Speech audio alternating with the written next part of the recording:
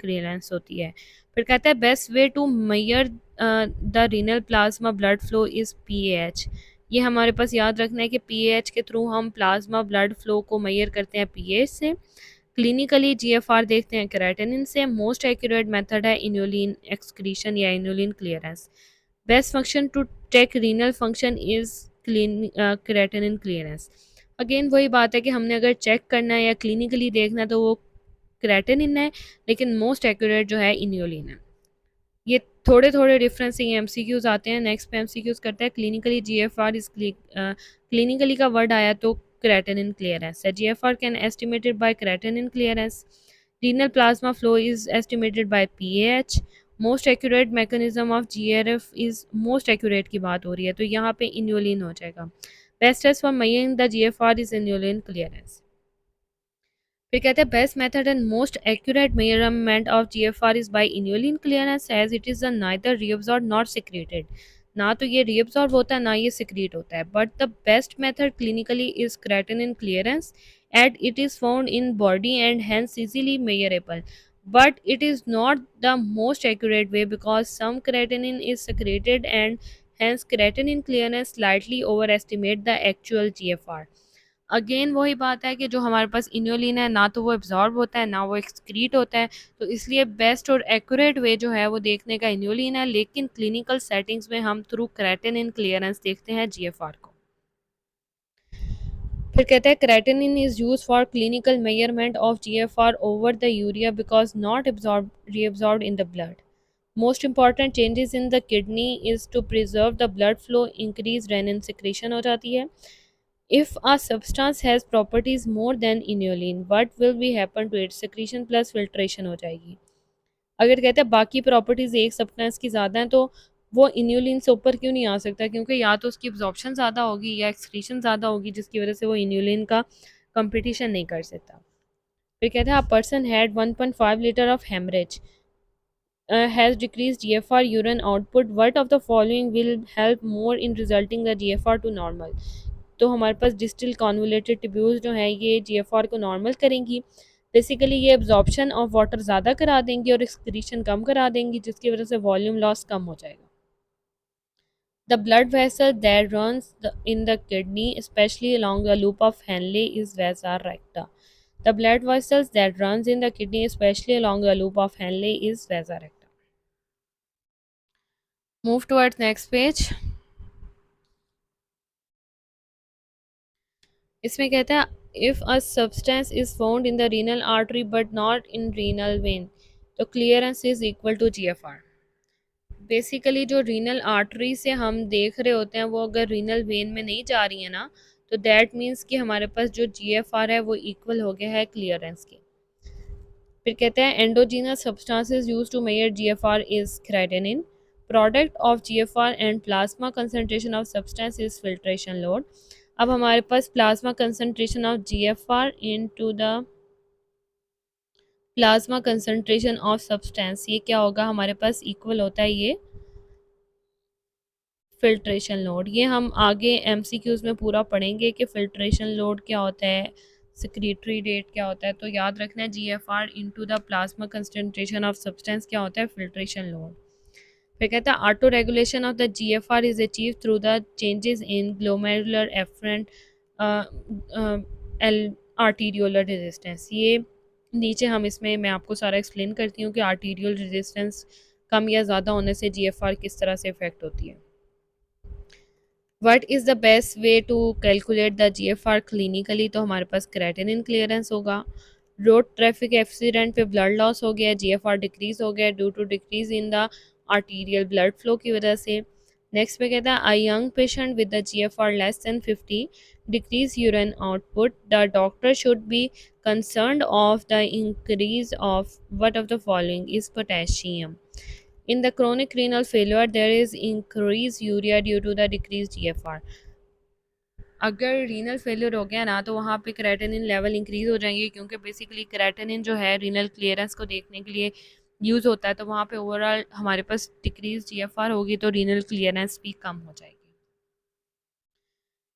Next पे कहता है highest renal clearance is of pH, highest renal clearance is of pH होता है, ये हमारे पास प्लाज्मा ब्लड फ्लो देखने के लिए यूज होता है pH. Best indicator of renal clearance is inulin, which is the following is least renal clearance, तो ग्लूकोज। नीचे इसके लिए ना ये निमोनिक देता है, इसमें कहता है Pakistan India usually never give appreciation and hate each other. अब इसमें आपको सबसे इंपॉर्टेंट याद रखने के लिए ना कि पीएच की रीनल क्लियरेंस सबसे ज़्यादा है, और सेकंड पे के आ रहा है पाकिस्तान का, सेकंड पे पोटेशियम की है, थर्ड पे इन्योलिन की है। याद रखना है इस तरह से, रीनल क्लियरेंस सबसे ज़्यादा पीएच की है, फिर पोटेशियम की है, फिर इन्योलिन की है, और सबसे कम रीनल क्लियरेंस हमारे पास ग्लूकोज की है, उससे भी कम है अमाइनो एसिड की, और उससे भी कम है बाइकार्ब्स की। तो याद रखना है रीनल क्लियरेंस सबसे कम किसकी है, हमारे पास ग्लूकोज, अमाइनो एसिड और HCO3 की, और सबसे ज़्यादा है पीएच, पोटेशियम एंड सोडियम की। और इसका निमोनिक है Pakistan India usually never give appreciation and hate each other. 141 है, इसमें कहता है both GFR and the renal plasma flow will be increase due to the dilation of afferent arterioles. अब ना मैं आपको इसमें एक चीज़ बताती हूँ कि अगर तो हाइड्रोस्टेटिक प्रेशर जो है वो ज़्यादा हो जाएगा तो भी हमारे पास रीनल क्लियरेंस ज़्यादा हो जाएगी, और डिक्रीज़ हो जाएगा ऑनकोटिक प्रेशर तो भी इंक्रीज़ हो जाएगी रीनल क्लियरेंस। मतलब ऑनकोटिक प्रेशर कम होने से और हाइड्रोस्टेटिक प्रेशर ज़्यादा होने से क्या हो रहा है, रीनल क्लियरेंस इंक्रीज़ हो रही है। लेकिन अगर हाइड्रोस्टेटिक प्रेशर कम हो जाता है या ऑस्मोटिक या हमारे पास ऑस्मोटिक प्रेशर जो है वो ज़्यादा हो जाता है, मतलब प्लाज्मा प्रोटीन प्रेशर, तो भी हमारे पास क्या होगी, डिक्रीज़ हो जाएगी रीनल क्लियरेंस। एक पॉइंट तो ये हो गया। सेकंड पे अगर हम इसे कंसीडर करें कि ये हमारे पास एक स्ट्रक्चर है, इसमें हमारे पास ये जो है ये एफरेंट आर्टीरियोल्स हैं और ये है हमारे पास इफरेंट आर्टीरियोल्स। अगर तो एफरेंट आर्टीरियोल्स की डायलिटेशन हो जाएगी, ये खुली हो जाएंगी, तो यहाँ से ब्लड ज़्यादा आने लग जाएगा, तो ज़्यादा क्लियरेंस हो जाएगी। तो डायलिटेशन ऑफ एफरेंट आर्टीरियोल्स क्या कराती है, इंक्रीज कराती है क्लियरेंस को। और वेजो कंस्ट्रिक्शन ऑफ इफरेंट आर्टीरियोल्स, ई से जो स्टार्ट हो रही हैं इफरेंट, उनकी वेजो कंस्ट्रिक्शन हो जाएगी तो ब्लड ज़्यादा यहाँ से कम मूव करेगा, तो जो रीनल क्लियरेंस है वो ओवरऑल ज़्यादा हो जाएगी। इनकी डायलिटेशन हो जाएगी अगर ए से एफरेंट वालों की, और ई से इफरेंट वालों की अगर कंस्ट्रिक्शन हो जाएगी तो हमारे पास प्लाज्मा फ्लो इंक्रीज हो जाएगा। अब इसमें कहता है कि इंक्रीज ग्लोमेरुलस प्रेशर अगर ज़्यादा हो जाएगा ना तो ओवरऑल ये इंक्रीज GFR करा देगा। ये हाइड्रोस्टेटिक प्रेशर की बात कर रहे हैं, इंक्रीज इन हाइड्रोस्टेटिक प्रेशर अगर हो गया है, और इंक्रीज अगर हो गया है हमारे पास कंस्ट्रिक्शन ऑफ यूरेटर हो गया है, ये हमारे पास ग्लोमेरुलर कैपिलरी प्रेशर अगर इंक्रीज हो गया है तो ये भी डिक्रीज करा देगा GFR को। और अगर प्लाज्मा प्रोटीन या ऑनकोटिक प्रेशर जो है वो ज़्यादा हो गया तो ये भी क्या कराएगा, डिक्रीज करा देगा GFR को। अगेन वही बात है कि हाइड्रोस्टेटिक प्रेशर अगर ज़्यादा है और हमारे पास जो है वो ऑनकोटिक प्रेशर वो कम है, तो हमारे पास रीनल क्लियरेंस यानी GFR जो है वो ज़्यादा हो जाएगा। और अगर हाइड्रोस्टेटिक प्रेशर कम है और ऑनकोटिक प्रेशर या प्लाज्मा प्रोटीन प्रेशर ज़्यादा है तो हमारे पास रीनल क्लियरेंस कम हो जाएगी। और एफरेंट आर्टीरियोल्स की बात भी मैंने आपको बता दी कि अगर हम अगेन मैं आपको बना के दिखाती हूँ कि ये हमारे पास एफरेंट आर्टीरियोल्स हैं और ये हमारे पास इफरेंट आर्टीरियोल्स हैं। तो एफरेंट आर्टीरियोल्स की वेजोडाइलेशन ये इंक्रीज कराती है GFR को, और इफरेंट आर्टीरियोल्स की वेजो कंस्ट्रिक्शन ये इंक्रीज कराती है। यहाँ पे डायलिटेशन हो जाए अगर एफरेंट की और यहाँ पे कंस्ट्रिक्शन हो जाए इफरेंट की, तो ये ओवरऑल हमारे पास GFR को इंक्रीज करा देती हैं, क्योंकि ज़्यादा ब्लड आएगा यहाँ पे और जाएगा कम, तो ज़्यादा ब्लड जो है उसकी GFR वो उसका एक्सक्रीशन ज़्यादा हो जाएगी और वहाँ पे हमारे पास GFR ज़्यादा हो जाएगा। एफरेंट आर्टीरियोल्स की कंस्ट्रिक्शन, अब ए वालों की कंस्ट्रिक्शन करा रहा है तो GFR ओवरऑल कम हो जाएगा, रीनल प्लाज्मा फ्लो कम हो जाएगा। एफरेंट इफरेंट इफरेंट की कंस्ट्रिक्शन करा रहा है तो दैट मीन GFR ज़्यादा हो जाएगा। इफरेंट की कंस्ट्रिक्शन से क्या होगा, GFR ज़्यादा हो जाएगा। इंक्रीज करा रहा है प्लाज्मा कंसनट्रेशन तो कम हो जाएगा, डिक्रीज कराएगा तो ज़्यादा हो जाएगा, कंस्ट्रिक्शन ऑफ यूरेटर कराएगा तो कम हो जाएगा, डिहाइड्रेशन होगी तो कम हो जाएगा GFR। अगेन जो पॉइंट्स मैंने आपको बताए हैं अगर आप उन्हें रिपीट टेलीकास्ट पे अच्छे से सुनेंगे तो आपके ये सारे पॉइंट्स क्लियर हो जाएंगे। फिर कहते हैं विच of the following increase the GFR। अब GFR इंक्रीज होती है constriction of efferent arterioles, efferent arterioles की कंस्ट्रिक्शन और एफरेंट की डायलिटेशन क्या कराती है, इंक्रीज कराती है GFR को। उसके बाद कहते हैं GFR इक्वल है increase of efferent arterial constriction, efferent arterial की कंस्ट्रिक्शन हो रही है। GFR increases with decrease afferent arterial resistance, मतलब इनकी एफरेंट की रेजिस्टेंस कम होके डायलिटेशन अगर हो जाएगी तो क्या होगा, इंक्रीज हो जाएगा GFR। फिर कहता है GFR decreases when increase oncotic pressure, increases GFR moderate afferent dilatation में हो जाएगा, अगर एफरेंट की डायलिटेशन हो जाएगी तो इंक्रीज हो जाएगा GFR। GFR डिक्रीज हो जाएगा, डिक्रीज केराटिनिन क्लियरेंस, ओवरऑल GFR कम होने से केराटिनिन क्लियरेंस क्या होगी, कम हो जाएगी। फिर कहते हैं GFR increase by decrease plasma albumin, again वही बात है कि GFR इंक्रीज होता है जब प्लाज्मा एल्ब्यूमिन कम होता है, यानी हमारे पास प्रोटीन कंसनट्रेशन जो है वो कम हो जाती है, या ऑनकोटिक प्रेशर जो है वो कम हो जाता है, तो हमारे पास GFR इंक्रीज हो जाता है। GFR increase by which of by the decrease in the plasma osmotic pressure से होता है। फिर कहता है sympathetic stimulation causes a decreased plasma flow and decreased GFR। Sympathetic stimulation क्या कराती है, डिक्रीज कराती है प्लाज्मा फ्लो को, और साथ में क्या कराती है, डिक्रीज करा देती है GFR को। Sympathetic stimulation, road traffic accident पे ब्लड लॉस हुआ है, GFR डिक्रीज हो जाएगा due to decrease in arterial blood flow, blood ही कम आएगा, आर्टीरियल ब्लड फ्लो ही कम हो जाएगा, तो GFR ओवरऑल कम हो जाएगा। इन हाइपोवोलेमिक शॉक अगेन हमारे पास GFR जो है वो कम हो जाएगा डिक्रीज आर्टीरियल ब्लड फ्लो की वजह से। आई होप कि मैंने आपका ये पॉइंट क्लियर करा दिया हो। नेक्स्ट हम मूव करते हैं नेक्स्ट पॉइंट की तरफ, 142। इसमें कहता है proteinuria is due to glomerular basement membrane damage. अब हमारे पास ग्लोमेरुलर बेसमेंट मेम्ब्रेन जो है वो, उसकी परमेबिलिटी जो होती है ना वो प्रोटीन के लिए कम होती है, अगर उसका डैमेज हो जाएगा तो वहाँ पे प्रोटीन रिलीज होना स्टार्ट हो जाएगा और प्रोटीन यूरिया हो जाएगा। फिर कहता है the capillary pressure in the renal glomeruli is increase by the cardiac output increase, pressure increase हो जाता है बाय कार्डियक आउटपुट, अगर इंक्रीज होगी ज़्यादा ब्लड फ्लो ज़्यादा तेज़ी से आएगा तो कैपिलरी प्रेशर इंक्रीज हो जाएगा। Protein can not pass through the basement membrane due to which characteristic of protein is negative charge. Basically जो हमारे पास बेसमेंट मेम्ब्रेन होती है ना, उससे प्रोटीन गुजर नहीं पा रहे होते क्योंकि उसका नेगेटिव, अपने नेगेटिव चार्ज की वजह से, प्रोटीन पे नेगेटिव चार्ज होता है, इस वजह से वो वहाँ से गुजर नहीं पाते। लेकिन अगर वहाँ पे डैमेज हो गया है ग्लोमेरुलर बेसमेंट मेम्ब्रेन का तो वहाँ पे प्रोटीन रिलीज होगी और प्रोटीन यूरिया स्टार्ट हो जाएगा। फिर कहते हैं albumin does not get freely filter in the glomeruli due to negative charge of the particle. Albumin protein है तो उसकी बात कर रहे हैं, albumin not filter from the basement membrane due to the negative charge. इसमें कहता है patient has renal problem with the protein in the urine, which of the following mechanism normally prevent this protein to come out in urine. तो negative charge on the जो ports पे होता है ना, मतलब दोनों पे नेगेटिव चार्ज होता है, प्रोटीन का भी नेगेटिव चार्ज होता है और बेसमेंट मेम्ब्रेन के पोर्ट्स का भी नेगेटिव चार्ज होता है, तो नेगेटिव चार्ज की वजह से वो जो है प्रोटीन की परमेबिलिटी जो है वो कम करा देते हैं, मतलब ऑपोजिट चार्जेस जो हैं वो एक दूसरे को डिस्ट्रैक्ट करते हैं। Negative charges of the basement membrane is due to the heparin sulphate. अब हेपरिन सल्फेट जो है इसकी वजह से negative charges of basement membrane के होते हैं। इसके अलावा और भी चीज़ें हैं, हेपरिन सल्फेट है, प्रोटियोग्लाइकेन है और लेमिनिन है। ये तीन चीज़ें जो है वो negative charge of the basement membrane बनाती हैं, हेपरिन है, heparin sulphate, proteoglycan and laminin. फिर कहता है patient with the renal artery stenosis में present with the very high blood pressure due to the increased renin secretion. Which of the following structure in the kidney is responsible for sensing the inadequate provision and secreting renin? तो जेक्स्ट्रा JG sales जो होते हैं basically वो release करा रहे होते हैं rennin को। Regarding the histology of the normal kidney podocyte on the visceral layer of the Bowman capsule, याद रखना है कि पोडोसाइट कहाँ पे होते हैं, visceral layer of the Bowman capsules पे। पोडोसाइट्स कहाँ पे होते हैं, visceral layer of the Bowman capsules पे। Regarding the glomerular capillary pressure decrease by the 10% by decrease in 10% BP. अब याद रखना है कि ग्लोमेरुलर कैपिलरी प्रेशर जो है ना वो 10% डिक्रीज होता है विन 10% डिक्रीज इन बीपी, मतलब डायरेक्टली प्रोपोर्शनल है, जितने परसेंट बीपी डिक्रीज होगा उतना ग्लोमेरुलर कैपिलरी प्रेशर जो है डिक्रीज हो जाएगा। A young patient with a decreased urine output BP is high, creatinine is 8, defect in JG cell। JG cell हमारे पास क्या करेंगे, रेनिन को रिलीज कराएंगे, रेनिन क्या कराएगा, बीपी इंक्रीज करा देगा। Renin in the circulation originate mainly from the JG cell. Most important changes in the kidney to preserve blood volume is increased renin secretions। Again इसमें सारी वही बातें थी जो हम पहले भी पढ़ चुके हैं।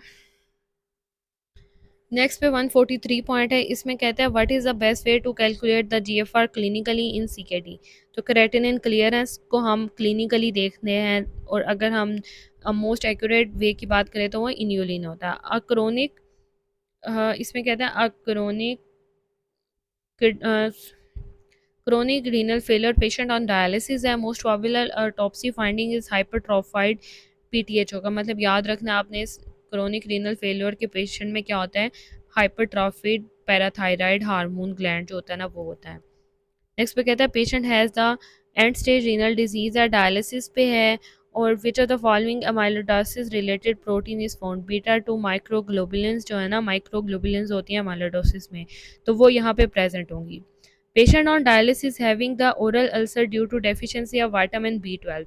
याद रखना है कि ओरल अल्सर किसका फीचर है, विटामिन B12 डेफिशिएंसी का। तो पेशेंट जो डायलिसिस पे होता है उसमें डेफिशिएंसी होगी विटामिन B12 की। Significant proportion of the end-stage renal disease patient has a physiological vitamin B12 deficiency. Next पे कहता है old women with a multiple fractures. अब मल्टीपल फ्रैक्चर्स की बात आ रही है, कोई बोन रिलेटेड प्रॉब्लम होगा। हाइपरटेंसिव है, ऑन डायलिसिस है, तो उसमें क्या होगा, विटामिन डी डेफिशिएंसी होगी। अगर बड़ों में बोन रिलेटेड प्रॉब्लम आए, फ्रैक्चर आए, तो विटामिन डी डेफिशिएंसी होती है, और बच्चों में आए तो विटामिन डी डेफिशिएंसी जो होती है हमारे पास रिकेट्स करा रही होती है, और बड़ों में विटामिन डी डेफिशिएंसी ऑस्टोमलेशिया करा रही होती है। A patient has end-stage renal disease is on dialysis for 6 months. He received multiple blood transfusion. HB8 है, MCV जो है हमारे पास 86 है, लो MCH है। तो हमारे पास नॉर्मोसिटिक हाइपोक्रोमिक एनीमिया, मतलब इसमें जो हमारे पास 85 टू 100 जो होता है ना वो होता है हमारे पास MCV लेवल्स, तो वो नॉर्मल है, इसलिए normocytic normochromic anaemia hypochromic anaemia बता रहा है वो, क्योंकि लो MCH है। MCH हमारे पास हाइपरक्रोमिक को शो कर रहा है और MCV नॉर्मोक्रोमिक को शो कर रहा है। फिर कहता है 60 year old on end of fever, lethargy, Disney और इंजर्शन। HB अगेन कम है, और यूरिया 140 है, क्रेटिनिन 3 है, रिथ्रोपोइटिन डेफिशिएंसी हुई है उसमें। मतलब क्या हुआ हुआ है, रिथ्रोपोइटिन डेफिशिएंसी हुई है जिसकी वजह से ब्लड कम बन रहा है। याद रखना है रिथ्रोपोइटिन हमारे पास पेरिटिबुलर इंटरस्टिशियल सेल्स ऑफ किडनी से बनता था, और जो रेनिन है वो जेजी सेल से बनता था। फिर कहता है a middle age known case of end stage renal disease on list for the haemodialysis, he has normochromic anaemia. तो हम उसे IV एरिथ्रोपोइटिन देंगे। मतलब याद रखना IV एरिथ्रोपोइटिन जो है हमारे पास नॉर्मोक्रोमिक एनीमिया को सेटल कर देगी, क्योंकि वो मोस्टली एरिथ्रोपोइटिन की डेफिशिएंसी से हो रहा होता है, और एरिथ्रोपोइटिन हमारे पास कहाँ से रिलीज हो रहा होता है, peritubular interstitial cells of kidney. याद रखना है एरिथ्रोपोइटिन रिलीज होता है peritubular interstitial cell of kidney. 144 point में कहता है most important buffer in blood जो होता है वो बाइकार्बोनेट होता है। याद रखना है मोस्ट, इसमें हमारे पास 3-4 चीज़ें हम जल्दी से पढ़ लेते हैं। एक्स्ट्रा सेलुलर बफर है, इंटरसेलुलर बफर है, और सिंपली अदर बफर्स हैं। एक्स्ट्रा सेलुलर बफर में मेजर एक्स्ट्रा सेलुलर बफर जो है वो बाइकार्बोनेट है, और माइनर एक्स्ट्रा सेलुलर बफर जो है वो फॉस्फेट है। और अगर वो बात करें रीनल सिस्टम की, तो वहाँ वाला बफर जो है वो हमारे पास फॉस्फेट है। और ओवरऑल बॉडी की बात करें एक्स्ट्रा सेलुलर फ्लूइड की, तो वहाँ पे बाइकार्बोनेट है। देन इंटरसेलुलर बफर की बात होती है, मेजर इंटरसेलुलर बफर प्रोटीन है, और अदर इंटरसेलुलर बफर में ऑर्गेनिक फास्फेट्स आते हैं। याद रखना है कि प्रोटीन जो है ये इंटरसेलुलर बफर है, इसमें हीमोग्लोबिन, डीऑक्सी हीमोग्लोबिन और ऑक्सी हीमोग्लोबिन आ जाता है। अदर्स की बात करें, ब्लड और प्लाज्मा बफर जो है वो बाइकार्बोनेट है। रीनल, ट्यूबुलर और यूरिनरी बफर अगर वो बाकी बॉडी से हट के सिर्फ रीनल की बात करें तो आपने याद रखना है कि फॉस्फेट है उसके बफर।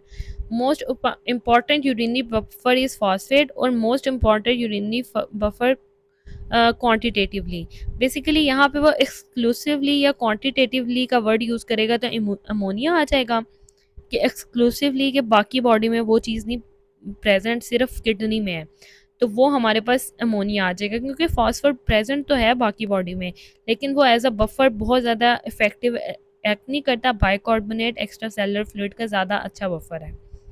फिर कहते हैं if asked buffer exclusively for renal, तो हमने अमोनिया लगाना है, कि एक्सक्लूसिवली का मतलब है कि सिर्फ और सिर्फ रीनल में प्रेजेंट है, तो हमने हमेशा आंसर में क्या लगाना है, वहाँ पे अमोनिया। फिर वही बात है, मोस्ट इंपॉर्टेंट ब्लड बफर बाइकार्ब्स हैं, इंपॉर्टेंट इंटरस्टिशियल बफर भी बाइकार्ब्स हैं, फिर एक्स्ट्रा सेलुलर फ्लूइड बफर भी बाइकार्ब्स हैं। Highest production of which buffer is present in plasma bicarbs. Exclusively renal ammonia है और buffer of renal system is phosphate है। वैसे फॉस्फेट है लेकिन एक्सक्लूसिवली का मतलब है कि सिर्फ वो रीनल एरिया में प्रेजेंट है, तो वो कौन सा होगा हमारे पास? अमोनिया। अब इसमें देखते हैं, कहता है which buffer act on the DKA, तो बाइकार्बोनेट है। डायबिटीज कीटोएसिडोसिस में कौन एक्ट करता है? बाइकार्ब, क्योंकि एक्स्ट्रा सेलुलर बफर है। इंट्रासेलुलर बफर प्रोटीन है, हमने पढ़ा है। Buffer because it accept H positive. H भी बफर के तौर पे एक्ट क्यों करता है? क्योंकि एच पॉजिटिव को एक्सेप्ट कर लेता है। Oxygen buffer function is negative feedback. Oxygen buffer function negative feedback mechanism के थ्रू एक्ट करता है। Oxygen buffering system mechanism is chemoreceptor. अब buffer which present in the kidney but not in the body fluid is ammonia. Buffer important in kidney but not in plasma is phosphate. आप कहते हैं कि present होता है phosphate body में भी और किडनी में भी, लेकिन इंपॉर्टेंट किडनी में है फॉस्फेट।